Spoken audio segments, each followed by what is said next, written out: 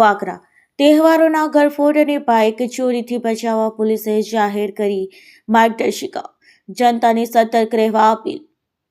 આગામી દિવસમાં હોળી ધૂળેટી અને ત્યારબાદ મુસ્લિમ બિરાદરોનો પવિત્ર તહેવાર રમઝાન ઈદ આવી રહ્યો છે, ત્યારે તહેવારોને આ મોસમમાં ચોરીના બનાવો ન બને તે માટે વાગરા પોલીસ એક્શન મોડમાં આવી છે।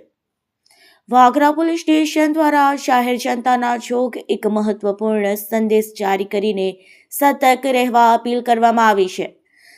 પોલીસના જણાવ્યા અનુસાર તહેવારો દરમિયાન વાગરા વિસ્તારમાં કામ અર્થે રહેતા બહારના લોકો પોતાના વતન જતી વખતે ગરફોડ ચોરી કે બાઇક ચોરી જેવી ગુનાહિત પ્રવૃત્તિને અંજામ આપી નાસી છૂટતા હોય છે। સ્થાનિક રહીશોએ સાવધાન રહેવું અનિવાર્ય છે। વાગરા પોલીસે જનતાને માર્ગદર્શન આપતા જણાવ્યું છે કે જો તમે તહેવાર નિમિત્તે ઘર બંધ કરીને બહાર કામ જવાના હોય તો ઘરમાં કિંમતી દાગીના કે રોકડ રકમ રાખવાનું ટાળવું જોઈએ।